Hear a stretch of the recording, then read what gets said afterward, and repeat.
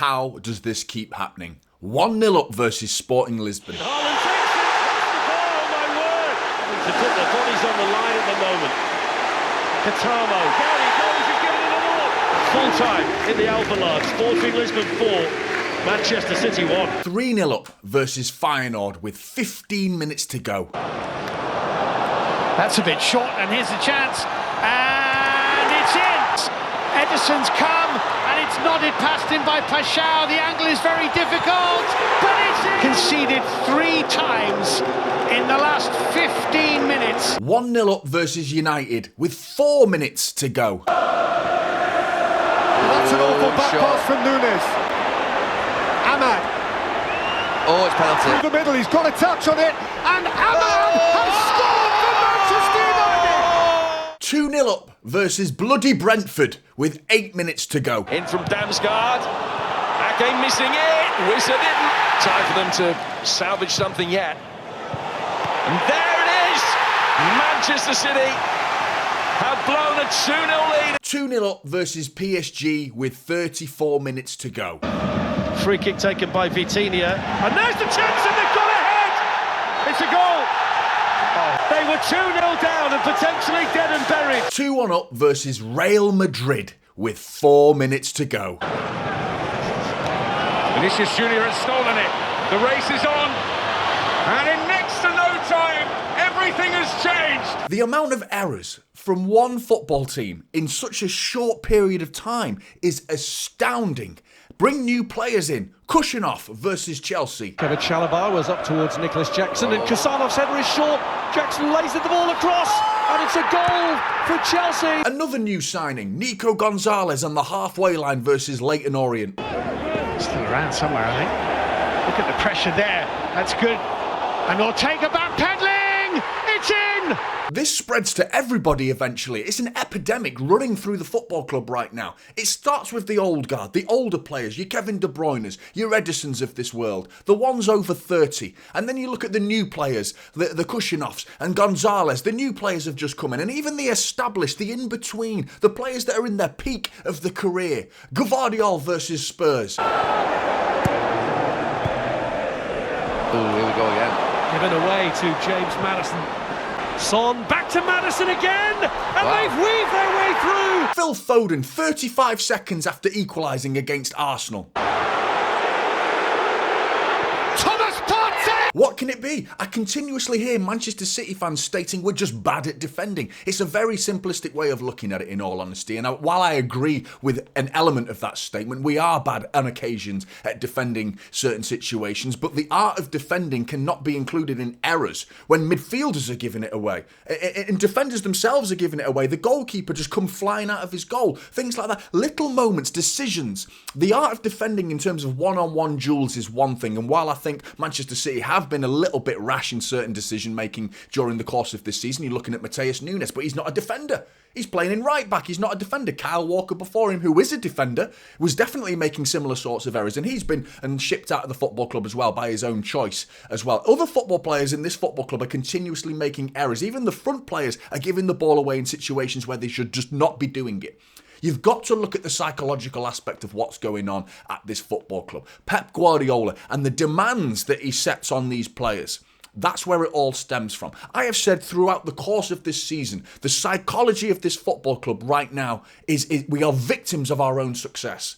The 4 in a row.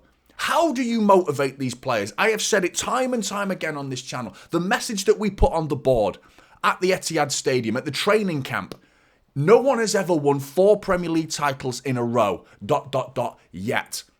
There was your motivation. The treble was never been done. We got the motivation for that. 4 in a row, we needed motivation for that. We did it. What do you say to these players? How do you make them go again when Liverpool and Arsenal are starving, mate? They have been living off scraps for nearly half a decade.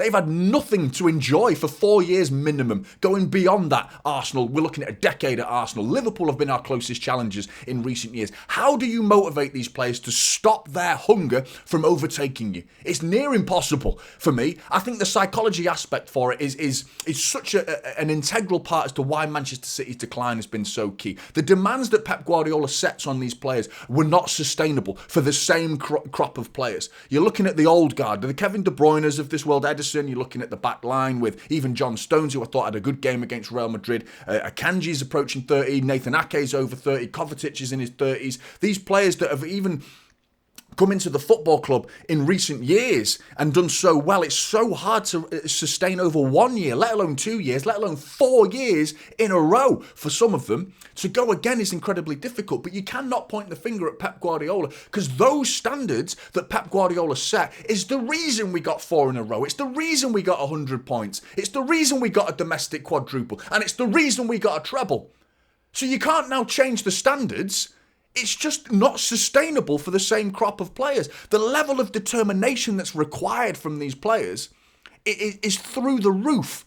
It's through the roof. The standards are so high for all of these players. So how do you continue to sustain that is beyond me. You bring in a new crop of players that have got that drive, that haven't achieved what these players have already achieved. De Bruyne, Bernardo Silva. Obviously, Kyle Walker had enough. He's gone for a new challenge. He's gone to Italy looking for a new challenge. There's your motivation. He's looking for new motivation. That's what he's doing. These players need the same thing. They need a kick up the arse and they need a new level of motivation. But how do you motivate the players that have won everything? What do you give that little boy on Christmas Day that's already got everything and make him happy about it? It's not possible. You know, the spoiled little kid, we've got everything. We've done it all. We've completed football. How do you go again? You bring in players that have not achieved those things and motivate them. Your Kushinovs, your Heiss, your Gonzalez, your Marmouche. These players that are coming in January, they're starving. They're going to want to do more. But they have joined the football club that's in free fall. We are spiraling out of control right now. We are in a massive decline. And they're joining in with that. They are part of it now. And so how do they suddenly flick a switch and change their mentality? It's slow and steady. We almost need time off, but we're not going to get it. I am terrified of the start of next season because the FIFA Club World Cup's coming up in the summer. So there's no time off. These players, the new players, and Pep Guardiola in particular, he needs time away from the game itself. Just go away and have a holiday, mate. 2 weeks away. Don't think about football. Enjoy yourself. Enjoy being a human being that has nothing to do with football for a period of time and come back refreshed for next season. But we're not afforded that luxury because we've got a FIFA Club World Cup. We're talking about a tiny few days of rest in between the FIFA Club World Cup ending and then Manchester City starting the new Premier League season. It's crazy. So I'm kind of worried about next season as well. As much as I think Manchester City will be better next season, we will have new players that will be better for this football club. But it's a case of how do you go again, you know, with the new players as well. You've got to get even more players in the summer and get that level of motivation sky high. Increase the hunger. We need hungry players. You know, we need so many of them because there's too many players that are stuffed with success. They are full. They have gorged on success. And how do you feed the well-fed? How do you feed them? We've been well-fed, you know. Look at Arsenal, the way they're playing. Even their hunger's not getting them over the line in winning trophies. Liverpool are doing it. They are top of the league right now. And Manchester City, we've got to do it next season. It has to happen. You know, and these mistakes that continuously happen at the back for Manchester City, it's just a level of concentration. And Pep Guardiola's near-perfect football is required. It requires minimal mistakes. So we don't change the standards because don't forget what those standards have already achieved. We don't change Pep. That's not what we change. We change the players that can maintain the standards that are required for the full 90 minutes, not 85 minutes or even 89 minutes. You know, Edison had a good game against Real Madrid until he didn't. Until he had a catastrophic moment, a fucking brain fart, where he completely loses his head and costs us the game. One moment in the game and it's thrown the whole thing out the window, you know?